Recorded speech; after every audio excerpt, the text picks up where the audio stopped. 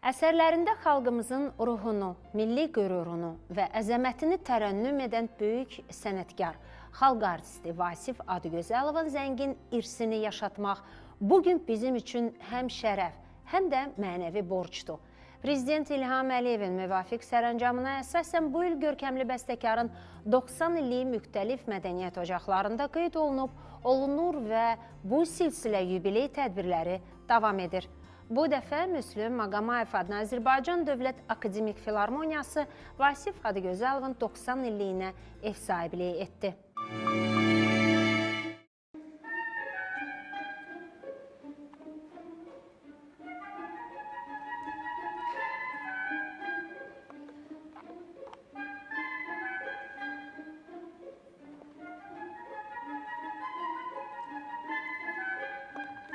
Səslənən bu musiqi əsəri görkəmli bəstəkar Vasif Adıgözəlovun 3-cü simfoniyasıdır və bu simfoniya düz 52 ildən sonra ilk dəfə səsləndi.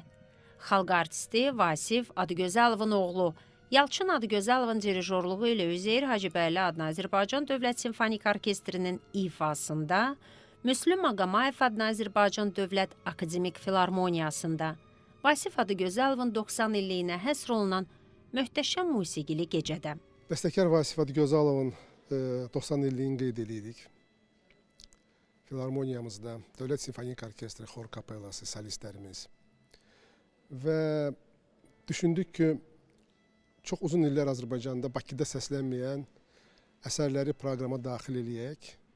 3-cü simfoniya 73-cü ildə yazılıb.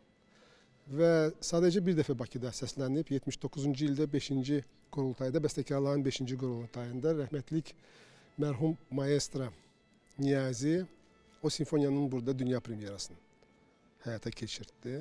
Sonra qayıdacaq idi. İstəyirdi dəfələrlə ifa eləsin, amma qismət olmadı. Azərbaycan Dövlət Akademik Filarmoniyasında görkəmli bəstəkar Vasif Adıgözəlovun 90 illik yubileyinə həsr olunan möhtəşəm konsertin açılışında ilk olaraq filologiya elmləri doktoru, professor, akademik Rafael Hüseynov bəstəkarın yaradıcılığı, Azərbaycan musiqisində tutduğu yer və milli mənəvi dəyərlərin təbliğindəki böyük rolundan bəhs etdi. Konsertdə Yalçın Adıgözəlovun dirijorluğu ilə Üzeyir Hacıbəyli adına Azərbaycan Dövlət Simfonik Orkestri Vasif Adıgözəlovun 3 saylı simfoniyası ilə yanaşı monumental Odlar Yurdu oratoriyasını da səsləndirdi. Xatırladaq ki, Vasif Adıgözəlov Azərbaycan musiqi sənətinin ən parlaq simalarından biri, görkəmli bəstəkar, pianoçu və pedaqoq idi. O, öz bənzərsiz yaradıcılığı ilə Azərbaycan musiqisinin inkişafına misilsiz töhfələr verib. Onun yaradıcılığı janr zənginliyi və emosional dərinliyi ilə fərqlənir. Ölülər və Natəvan operalarının Odlar Yurdu, Qarabağnamə, Çanaqqala 1915, Qəzəlxan oratoriyaları və kantatalarının, 4 simfoniyanın, piano, skripka, violonçel üçün saysız konsertlərin, kamera instrumental və vokal əsərlərinin müəllifi olan Vasif Adıgözəlovun sənəti hər zaman milli mənəvi dəyərlərə sədaqətin və yüksək peşəkarlığın nümunəsi olaraq qalır.